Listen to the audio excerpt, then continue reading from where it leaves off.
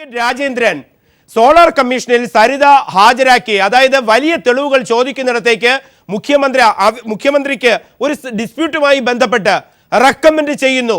ഒരു ഫോറത്തിൽ കൂടെയും പോകാതെ 7 ദിവസത്തിനകം കാര്യം സാധ്യമാക്കി കൊടുത്തു സരിത. സരിതയുടെ ഈ വാക്കുകൾ താങ്കൾ എങ്ങനെ കാണുന്നു?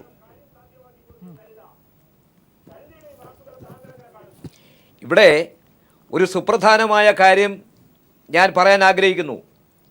ശ്രീ ബാബുരാജിൻ്റെ കേസ് കൈകാര്യം ചെയ്ത കോടതി ഈ പ്രതികളെ ശിക്ഷിച്ചുകൊണ്ട് ഒരു വിധി പുറപ്പെടുവിക്കുകയുണ്ടായി. ആ വിധിയിലെ ഒരു പ്രസക്തമായ ഭാഗം ഞാനിപ്പോൾ വായിക്കാം. The accused cleverly used the media and their relationship with high officials in the government departments, political leaders and the minister, and to collect huge amount from PW1.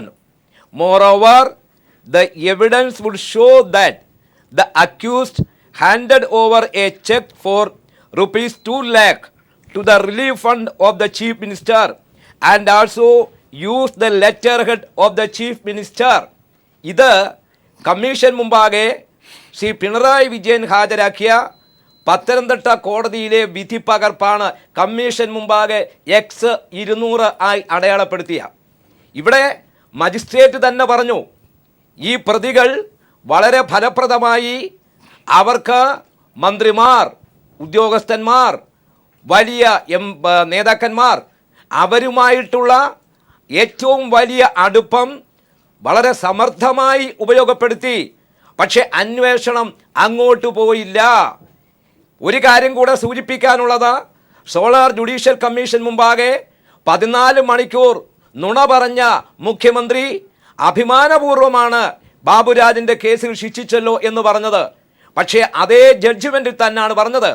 ഇവിടെ ബാബുരാജ് സോളാർ കമ്മീഷൻ മുമ്പാകെ മൊഴി നൽകിയ ദിവസം പറഞ്ഞു, ഞങ്ങൾക്ക് സരിതയിൽ വലിയ വിശ്വാസം വന്നു. കാരണം മാസങ്ങൾ നീണ്ടു നിന്ന ഞങ്ങളുടെ റീസർവേയുമായി ബന്ധപ്പെട്ട പ്രശ്നം അത് സരിതയോട് സംസാരിച്ചപ്പോൾ ഒരു ദിവസം കൊണ്ട് പരിഹരിക്കാൻ കഴിഞ്ഞു. അപ്പോൾ തന്നെ സരിതാ നായർക്ക് മുഖ്യമന്ത്രിയിലുള്ള വലിയ സ്വാധീനം ഞങ്ങൾക്ക് ബോധ്യപ്പെട്ടു. അതാണ് ഇടപാടിലേക്ക് പോകുന്നത്. യഥാർത്ഥത്തിങ്കൽ ഇപ്പോൾ വന്നിരിക്കുന്ന ഈ തെളിവുകൾ കൂടെ SITക്ക് എല്ലാ അർത്ഥത്തിലും നിയന്ത്രിച്ച അന്നത്തെ ആഭ്യന്തര വകുപ്പ് മന്ത്രി ശ്രീ തിരുവഞ്ചൂർ രാധാകൃഷ്ണനും ഉമ്മൻചാണ്ടിക്കുമുള്ള പങ്കും കൂടെ വ്യക്തമാക്കുകയാണ്. അതാണ് ഞാൻ പറഞ്ഞത്. സോളാർ ജുഡീഷ്യൽ കമ്മീഷനിൽ ലോയേഴ്സ് യൂണിയനും ബന്ധപ്പെട്ട പ്രസ്ഥാനങ്ങളും നേതാക്കന്മാരും ഒക്കെ ഹാജരാക്കിയ തെളിവുകളെ കൊറോബറേറ്റ് ചെയ്യുന്നത് മാത്രമാണ് സരിതയുടെ വെളിപ്പെടുത്തൽ. യെസ്, സരിത താങ്കൾ ഉണ്ടെന്ന് തന്നെയാണ് എൻ്റെ വിശ്വാസം. സരിത, യെസ്, അപ്പോഴും ഉയരുന്ന ചോദ്യങ്ങൾ അത് UDF കേന്ദ്രത്തിൽ നിന്ന് ഏതു തരത്തിലാണെന്ന് താങ്കൾ കേട്ട് കഴിഞ്ഞു. ഇതിനെ കൃത്യമായി അഡ്രസ് ചെയ്യുന്ന തരത്തിലേക്കാണ് താങ്കൾ ഈ തെളിവുകളെ ബോധിപ്പിക്കേണ്ടതും. അതിനോട് എങ്ങനെ പ്രതികരിക്കുന്നു? അത് സബ്സ്റ്റാൻഷിയേറ്റ് ചെയ്യുന്നുണ്ട് അഡ്വക്കേറ്റ് രാജേന്ദ്രൻ. ആ തരത്തിൽ വരുമ്പോഴും സരിത പ്രത്യക്ഷത്തിൽ എവിടെ എന്ന ചോദ്യം UDF ക്യാമ്പുകളിൽ നിന്ന് സജീവമാണ്. ഒരുപക്ഷെ ആ ചോദ്യമാണ് അഡ്വക്കേറ്റ് BRM ഷഫീർ ഉന്നയിച്ചത്. ഒരു കാര്യം പറയട്ടെ, UDF ക്യാമ്പ് എന്ന് പറയുന്ന ഒരു സിസ്റ്റം ഉണ്ടോ എന്ന് തന്നെ എനിക്ക് സംശയമുണ്ട്. കാര്യം എന്ന് പറഞ്ഞാല് ഇവിടെ ഈ സോളാർ കേസ് അട്ടിമറിക്കാനും അതിന്റെ നിലപാടുകൾ വ്യക്തമാക്കാനും സാധാരണ രീതിയിൽ 1 or 2 ശരിക്കും പറഞ്ഞാൽ എനിക്ക് ഇവിടെ ഇരുന്ന് സംസാരിക്കുന്നവരോട് ശരിക്കും പറഞ്ഞാൽ എനിക്ക് സഹതാപമുണ്ട്. കാര്യം ഈ കേസ് എന്താണ് എന്ന് അറ്റ്ലീസ്റ്റ് യഥാർത്ഥം എന്താണെന്ന് അറ്റ്ലീസ്റ്റ് മറ്റുള്ളവരോട് മനസ്സിലാക്കി എന്നാൽ മാത്രമേ അത് മറച്ചു വെച്ച് സംസാരിക്കാൻ ചാനലിൽ പറ്റുള്ളൂ. അത് ആദ്യം മനസ്സിലാക്കണം. അതായത് ഒരു ഡോക്ടർക്ക് രോഗമറിഞ്ഞാൽ മാത്രമേ ചികിത്സിക്കാൻ പറ്റുള്ളൂ. അതുപോലെ ഒരു വക്കീലിന് തന്റെ കക്ഷിയുടെ യഥാർത്ഥത്തിൽ നടന്ന കാര്യങ്ങൾ മറച്ചു വെക്കണമെന്നുണ്ടെങ്കിൽ, അല്ലെങ്കിൽ അയാളെ രക്ഷപ്പെടുത്തണമെന്നുണ്ടെങ്കിൽ അയാൾ ചെയ്ത കുറ്റകൃത്യം കൃത്യമായ രീതിയിൽ മനസ്സിലാക്കിയാൽ മാത്രമേ പറ്റുള്ളൂ. അതുകൊണ്ട് ദയവ് ചെയ്ത് ചാനൽ ചർച്ചയിൽ വന്നിരിക്കുന്ന കോൺഗ്രസ് നേതാക്കൾ അവരുടെ ഉയർന്ന നിലവാരത്തിൽ ഈ കേസുകൾ അട്ടിമറിക്കാനും മറ്റു കാര്യങ്ങൾക്കും, അല്ലെങ്കിൽ ഇതിനെപ്പറ്റി ഇതിന്റെ യാഥാർത്ഥ്യം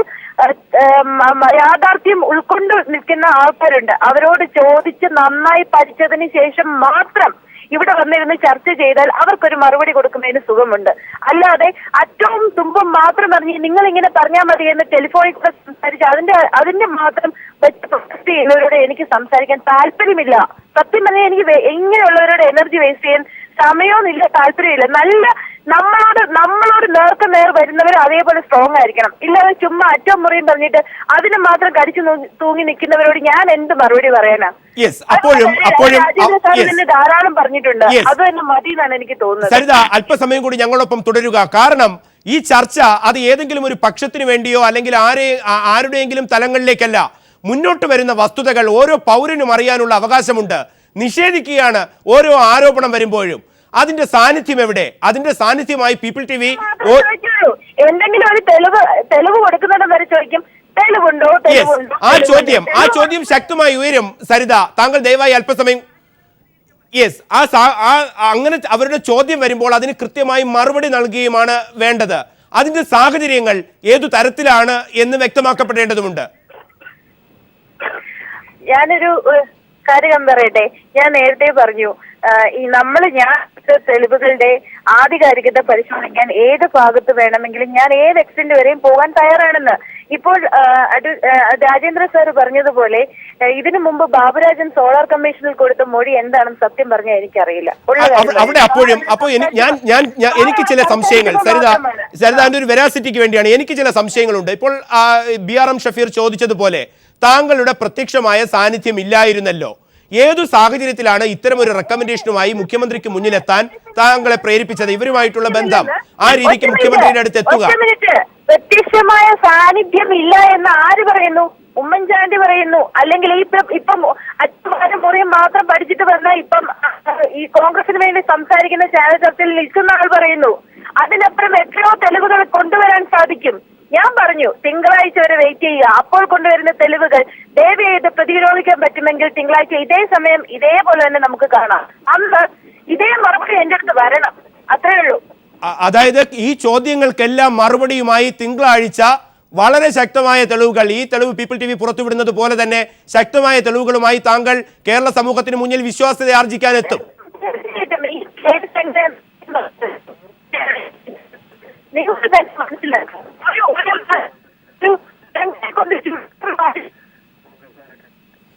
ആ ശബ്ദത്തിന്റെ ക്ലാരിറ്റിക്ക് വേണ്ടി വരുന്നുണ്ട്. താങ്കളിലേക്ക് വരാം. രണ്ട് അതിഥികൾ കൂടി നമ്മോടൊപ്പം ചേരുമ്പോൾ ബാലചന്ദ്രൻ, മുതിർന്ന മാധ്യമപ്രവർത്തകൻ, CP നാരായണൻ, അതോടൊപ്പം തന്നെ M വിൻസെന്റ്, KPCC സെക്രട്ടറി. ഇവരിലേക്ക് എത്തുന്നതിന് മുമ്പ് ഫാസുരേന്ദ്ര ബാബുവിലേക്ക് അവസാനമായി. ഫാസുരേന്ദ്ര ബാബു, സരിത ആവർത്തിക്കുകയാണ് തന്റെ നിലപാട്. ഇനി തിങ്കൾ വരെ കാത്തിരിക്കാനാണ് പറയുന്നത്. കേരളത്തെ ഞെട്ടിപ്പിക്കുന്ന എനിക്ക് തെളിവില്ല എന്ന് പറയുന്നതിനെ സരിത ഖണ്ഡിക്കുമെന്ന് പറയുമ്പോൾ BRM ഷഫീർ അടക്കമുള്ളവർ അതിനെ എവിടെ നിങ്ങളുടെ പ്രത്യേക സാന്നിധ്യമെന്നാണ് ചോദിക്കുന്നത്. ഇതുവരെ നാം കിട്ടിയ വിവരങ്ങൾ അനുസരിച്ച് ഇതൊക്കെ സംശയിക്കേണ്ട സാഹചര്യങ്ങൾ നിലനിൽക്കുന്നുണ്ടോ? അല്ല, ഞാനിത് നേരത്തെ സൂചിപ്പിച്ചത് മാതിരി ഈ കേസിൻ്റെ സ്വാഭാവിക രണ്ടാം ഭാഗം, ഈ പണം എങ്ങോട്ട് പോയിരിക്കുന്നു എന്ന കാര്യം അന്വേഷിക്കപ്പെട്ടിട്ടില്ലല്ലോ. അതിൻ്റെ അന്വേഷണത്തിലേക്ക് ചാല് തിരിച്ചു വിടാൻ സരിതയുടെ ഈ വെളിവാക്കലിന് കഴിഞ്ഞിട്ടുണ്ട്. ശരിയോ തെറ്റോ ആകട്ടെ, അത് അന്വേഷിച്ചേ പറ്റൂ. അതുകൊണ്ടാണല്ലോ വിജിലൻസ് കോടതി അന്വേഷിക്കാൻ നിർദ്ദേശിക്കുന്നത്. അതൊന്ന്. മറ്റൊന്ന്, സരിത ഇപ്പോൾ പറഞ്ഞതുമാതിരി ആ കത്ത് എന്താണ് വെളിവാക്കുന്നത്? 12/12/2012 മുതൽ സരിതയെ വിശ്വസിച്ച് ആശ്രയിച്ച് നിൽക്കുന്ന വളരെ ഒരു എന്താ പറയുക ഗുണകാംക്ഷിയാണ് ഉമ്മൻചാണ്ടി എന്നാണ് തെളിയിക്കുന്നത്. ഉമ്മൻചാണ്ടിക്ക് അറിയില്ല എന്ന് പറയാനാവാത്ത വേണം. സരിത ഇടപെട്ടാൽ ഉമ്മൻചാണ്ടി അത് അപ്പം നേടിക്കൊടുക്കുന്ന നല്ല ബന്ധങ്ങൾ അവർക്കിടയിലുണ്ട് എന്ന് പറഞ്ഞാൽ അത് ഔപചാരിക ബന്ധങ്ങളല്ല, ശരിക്കും അനൗപചാരിക സ്വഭാവത്തോടു കൂടിയ ബന്ധങ്ങൾ അവർക്കിടയിലുണ്ട് 2012 മുതൽ എന്നാണ് ആ കത്ത് കാണിച്ചിരിക്കുന്നത്. പിന്നെ ആ കത്തിൻ്റെ ഏക തെളിവ് സരിതയുടെ കൈപ്പടയാണ്. ഞാനാണത് എഴുതിയിരിക്കുന്നത്. സരിത പറയുമ്പോൾ ആ കൈപ്പട പരിശോധിച്ചാൽ അറിയാവുന്ന കാര്യവുമാണ്. ആ അർത്ഥത്തിൽ ഒരു ബന്ധസ്ഥാപനത്തിൻ്റെ കാര്യമാണ് സരിത പറഞ്ഞിരിക്കുന്നത്. അത് നന്നായി ആ കത്ത് എസ്റ്റാബ്ലിഷ് ചെയ്യുന്നുണ്ട്. ഒന്ന്. മറ്റൊന്ന്, എനിക്കൊരു കാര്യം കൂടി സൂചിപ്പിക്കാനുള്ള പ്രദീപ്, മറ്റ് അതിഥികളുണ്ടല്ലോ. ഞാൻ പറയുന്നത് ഓരോ ഘട്ടങ്ങളിലും കേസിൽ നിന്ന് രക്ഷപ്പെടാൻ ഉമ്മൻചാണ്ടി ഉപയോഗിച്ചുകൊണ്ടിരുന്ന രീതികളുണ്ട്, കുൽസിതമായ രീതികൾ. ഒരു മുഖ്യമന്ത്രിക്കും ഇതുവരെ ചെയ്യേണ്ട ഗതികേടില്ലാത്ത രീതികൾ. ആ രീതികൾ നമുക്കറിയാലോ. 14 മണിക്കൂർ അദ്ദേഹം അവിടെ പോയിരുന്ന് പറയുമ്പോൾ കോൺഗ്രസ്സുകാർ ചോദിക്കുന്നു, 14 മണിക്കൂറാണ് നീതിന്യായ നടപടികളിലൂടെ ഞങ്ങളുടെ മുഖ്യമന്ത്രി കടന്നുപോയിരിക്കുന്നത്. ഇതിനേക്കാൾ വലിയ സുതാര്യത എന്തെന്ന് ചോദിക്കും. യഥാർത്ഥത്തിൽ എന്താണ്? ഒരു തട്ടിപ്പ് കേസിൽ 2 തട്ടിപ്പുകാരനെ ആവിഷ്കരിച്ച് അവതരിപ്പിച്ചിരിക്കുന്ന ആളുകൾ പറയുന്നതാണോ ശരി, ഉമ്മൻചാണ്ടി പറയുന്നതാണോ ശരി എന്ന് പരിശോധിക്കാനാണ് 14 മണിക്കൂർ രാഖി രാമാനം ഇദ്ദേഹത്തിന് മറുപടി പറയേണ്ടി വന്ന ഗതികേടില്ലേ? ആ ഗതികേടാണ് നമ്മുടെ നാട്ടിലെ മുഖ്യമന്ത്രിക്ക് സംഭവിച്ചിരിക്കുന്നത്. ഒന്ന്. മറ്റൊന്ന്, അദ്ദേഹം ഇപ്പോൾ ചെയ്തിരിക്കുന്നത് എന്താ? അതും ഗൗരവകരമായി സംശയിക്കണം. കാരണം തനിക്കെതിരെ വന്നിരിക്കുന്ന എല്ലാ ഈ കോൺസ്റ്റിറ്റ്യൂഷണൽ സ്ഥാപനങ്ങളെയും അട്ടിമറിച്ചുകൊണ്ട് സഞ്ചരിക്കുന്ന ഒരു മൂരിക്കുട്ടൻ രീതിയാണ് ഉമ്മൻചാണ്ടി ഇതിനകത്ത് കാണിച്ചിരിക്കുന്നത്. എല്ലാ നിലപാടത്തിലും കോൺസ്റ്റിറ്റ്യൂഷണലായിരിക്കുന്ന ബോഡീസിനെ അട്ടിമറിക്കും. അത് എന്തും ഹൂക്ക് ഓർ ബൈ ക്രൂക്ക് അദ്ദേഹം ചെയ്യും. അത് തന്നെ ഒരുപക്ഷെ ഈ കോടതിയിലും ചെയ്തോന്ന് ഞാൻ സംശയിക്കുന്നു. അങ്ങനെ സംശയിക്കുന്നൊരു കാര്യമുണ്ട്. ഇപ്പോൾ തന്നെ എവിടെയാണ് ഒരു പ്രത്യേക ജഡ്ജിനെ പിടിച്ച് കാര്യങ്ങൾ നേടിയെടുക്കുന്നു. ഇത് നാളെയോ മറ്റന്നാളോ പുറത്തേക്ക് വരാവുന്നതാണ്. ആരെയും ആക്ഷേപിക്കാനല്ല ഞാൻ പറയുന്നത്. പക്ഷേ ഒരു പ്രത്യേക ജഡ്ജി തന്നെ ഇന്ന് ഈ കേസ് കേൾക്കണമെന്ന് വക്കീൽ പോയ ജഡ്ജിയോട് ആവശ്യപ്പെടുകയും ജഡ്ജ് ഉദാരതയോട് അനുവദിക്കുകയും ചെയ്യുന്നു. ഇതിനൊക്കെ നിയമമുണ്ടാകാം. ഇവിടെ ഇപ്പോൾ രാജേന്ദ്രനും അതുമായി ഷഫീർ പോയി കഴിഞ്ഞിരിക്കുന്നു. രാജേന്ദ്രനൊക്കെ ഉണ്ട്, അവർ പറയേണ്ട കാര്യമാണ്. എങ്കിലും ചില കാര്യങ്ങൾ അക്കമിട്ട് പറയാൻ ഞാൻ ആഗ്രഹിക്കുന്നു. ഇപ്പോൾ ഇങ്ങനെ ഇപ്പം 2 കേസുകളിൽ സ്റ്റേ കിട്ടി. ആ സ്റ്റേ കൊണ്ട് വലുതായിട്ട് ഞങ്ങൾ രക്ഷപ്പെട്ടു എന്ന് നമ്മളുടെ ആക്ഷേപവും അല്ല വലിയ ആഹ്ലാദവും തിമിർപ്പൊക്കെ നടക്കുകയാണല്ലോ. ഈ സ്റ്റേ നൽകിയ ജസ്റ്റിസ് ഉബൈദുണ്ട്. ആ ഉബൈദ് ഈ അടുത്ത കാലത്ത് സ്റ്റേ നൽകിയ കുറേ കേസുകളുണ്ട്. അത് നമുക്കൊന്ന് പരിശോധിക്കാവുന്നതാണ്. അവിടെ ഞാനൊരു സന്ദേഹവും ഉന്നയിക്കുന്നില്ല. എങ്കിൽ പോലും അതൊന്ന് അടുക്കിപ്പെറുക്കി വെച്ച് പറഞ്ഞാൽ ഞാനത് അവതരിപ്പിക്കാം. EM ബിജിമോൾക്കെതിരായ അപകീർത്തി കേസ് ഉണ്ടായല്ലോ. അത് വാഹിദിനായിരുന്നല്ലോ അത് പ്രതിസ്ഥാനത്ത് വന്നത്. സാധാരണ സ്ത്രീ ഉൾപ്പെടുന്നൊരു കേസാണ്. ആ കേസിനകത്ത് വാഹിദിന് അറസ്റ്റ് ചെയ്യണമെന്ന് വന്നപ്പോൾ അതിന് സ്റ്റേ കൊടുത്തത് ഇതേ ജഡ്ജാണ്. അതൊന്നാമത്തെ ഒരു കാര്യം. രണ്ടാമത് നിയമസഭയിലെ സംഭവങ്ങളുടെ മുൻനിർത്തി KK ലതികയുടെ പരാതി, ആ പരാതിയുടെ അടിസ്ഥാനത്തിലുള്ള തുടർ നടപടികൾ സ്റ്റേ ചെയ്തത് ജസ്റ്റിസ് ഉബൈദ്. ഈ 2 സംഭവങ്ങൾ UDF സഹായിക്കാൻ അദ്ദേഹം ചെയ്തു എന്ന് ഞാൻ ആക്ഷേപിക്കുന്നില്ല. മൂന്നാമത് ലാവ്ലിൻ കേസ് ഇവിടെയായിരുന്നു.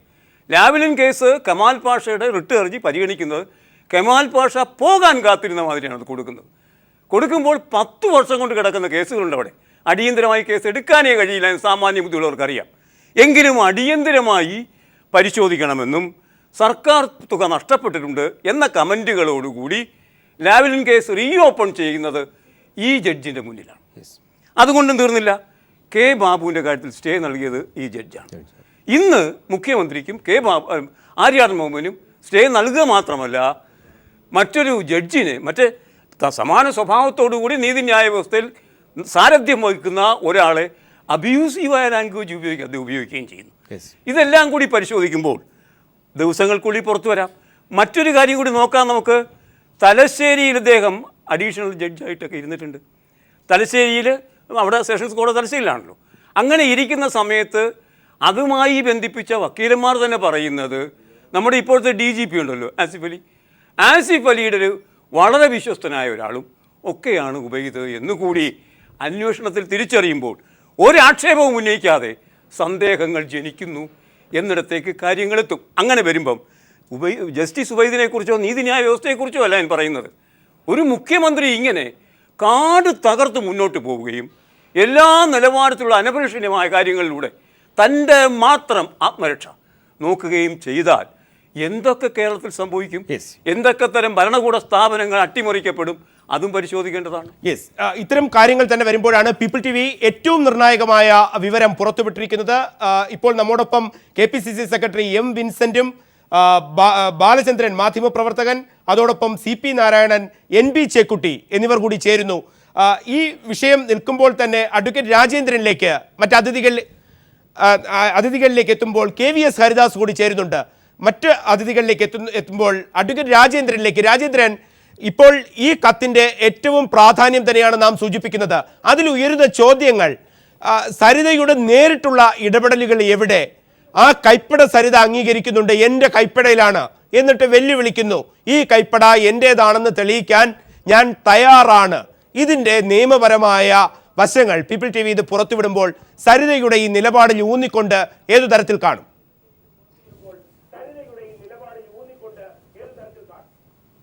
ഇവിടെയാണ് SITയുടെ ദൗത്യം നമ്മൾ മനസ്സിലാക്കേണ്ടുന്നത്.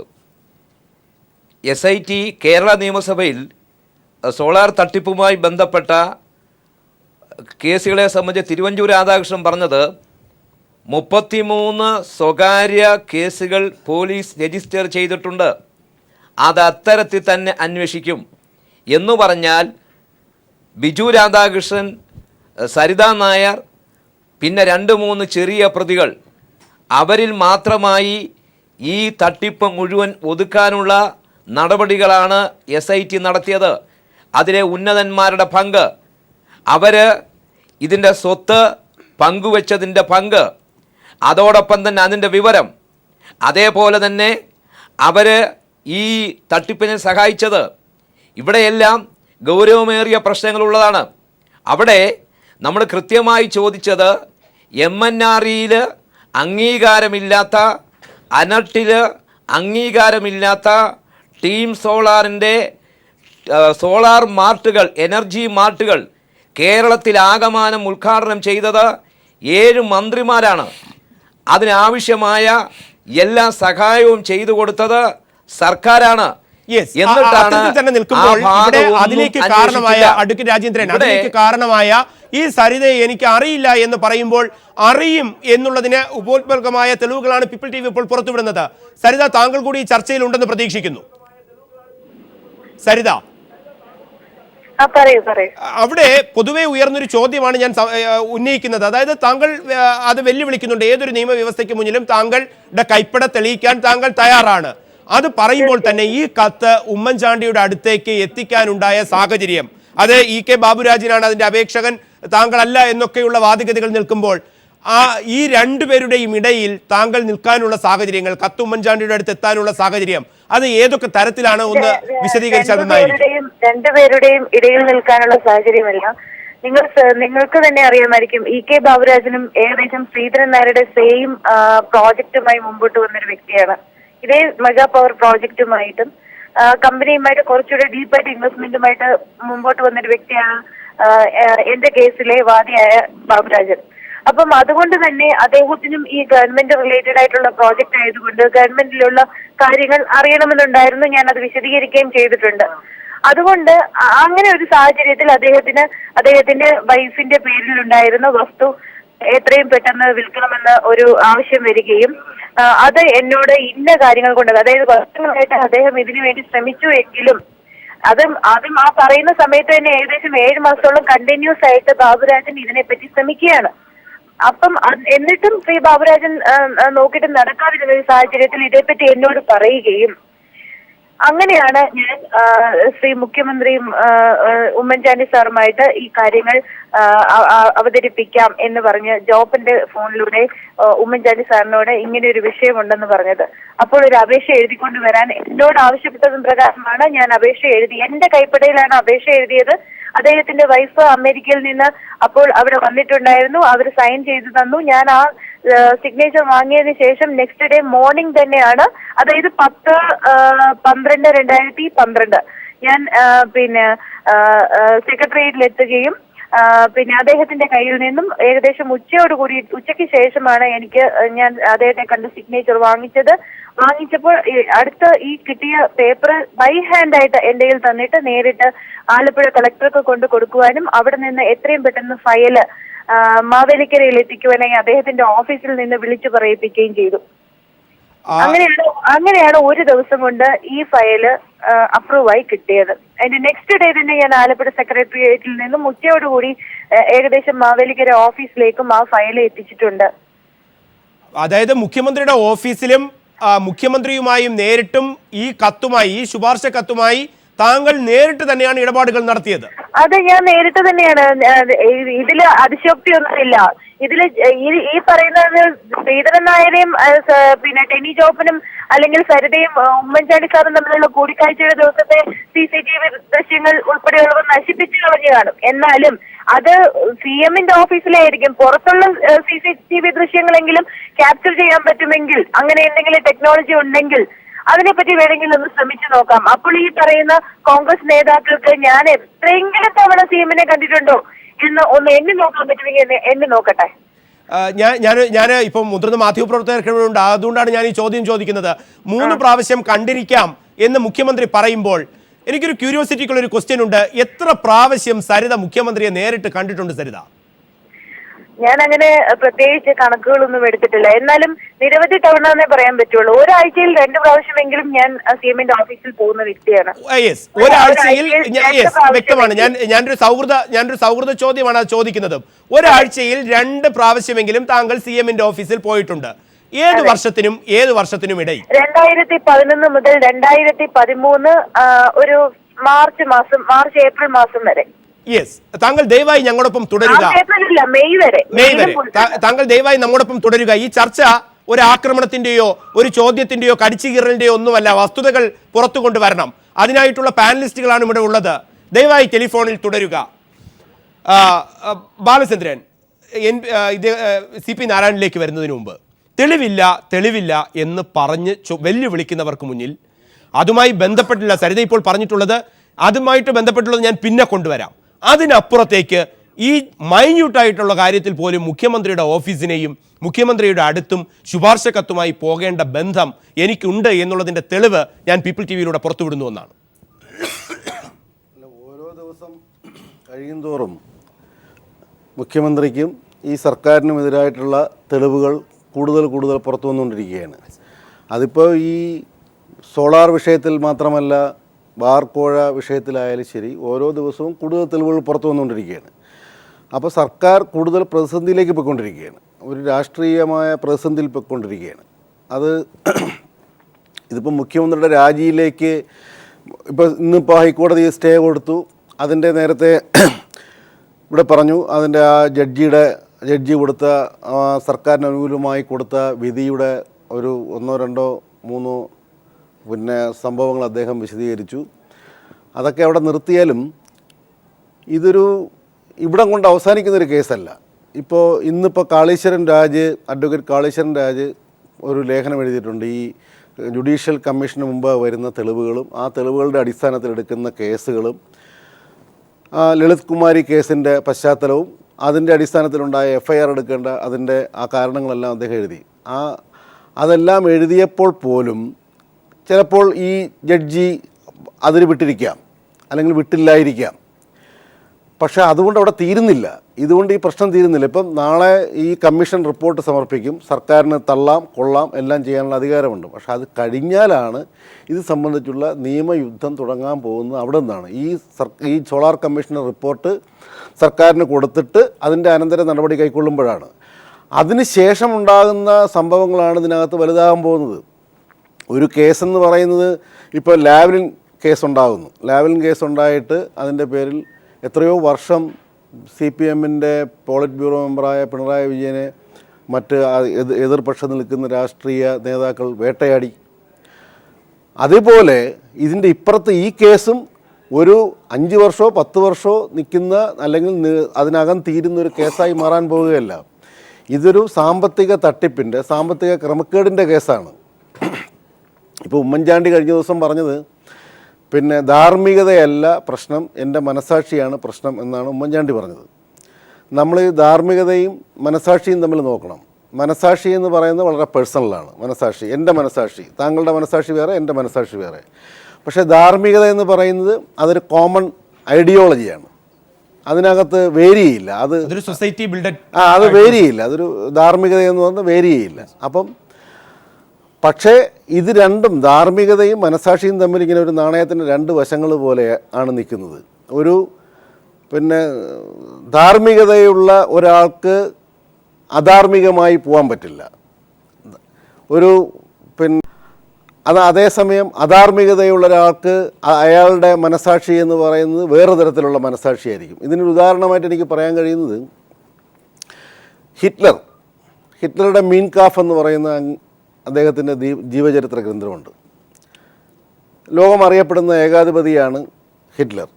അതുപോലെ ലോകം അറിയപ്പെടുന്ന സമാധാനത്തിൻ്റെ ഏറ്റവും വലിയ മുകളിൽ നിൽക്കുന്നതാണ് മഹാത്മാഗാന്ധി. അദ്ദേഹത്തിൻ്റെ എൻ്റെ സത്യാന്വേഷണ പരീക്ഷണങ്ങളെന്ന് പറഞ്ഞിട്ട് അദ്ദേഹത്തിൻ്റെ ജീവിതകഥയാണ്. ഇവർ രണ്ടുപേരും അതിനകത്ത് ഊന്നി പറയുന്നത് എൻ്റെ മനസാക്ഷി എന്നാണ് പറയുന്നത്. അപ്പം മനസാക്ഷി എന്ന് പറയുന്നത് വേറെയാണ്. മഹാത്മാഗാന്ധിയുടെ മനസാക്ഷിക്ക് അടിസ്ഥാനപ്പെടുത്തിയാണ് അദ്ദേഹത്തിൻ്റെ ജീവിതകഥ എഴുതിയത്. ഹിറ്റ്ലറുടെ മനസാക്ഷിക്ക് അടിസ്ഥാനപ്പെടുത്തിയാണ് അദ്ദേഹത്തിൻ്റെ ജീവിതം എഴുതിയത്.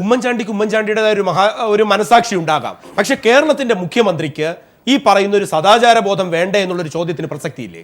ആ പ്രസക്തി എന്ന് പറയുന്നത് ഇന്ന് വൈകിട്ടുണ്ടായ ഡെവലപ്മെൻ്റാണ്. ആ തൃശ്ശൂർ വിജിലൻസ് കോടതി ജഡ്ജി വാസൻ സർവീസിൽ നിന്ന് വിരമിക്കുന്നതിന് അപേക്ഷ നൽകി.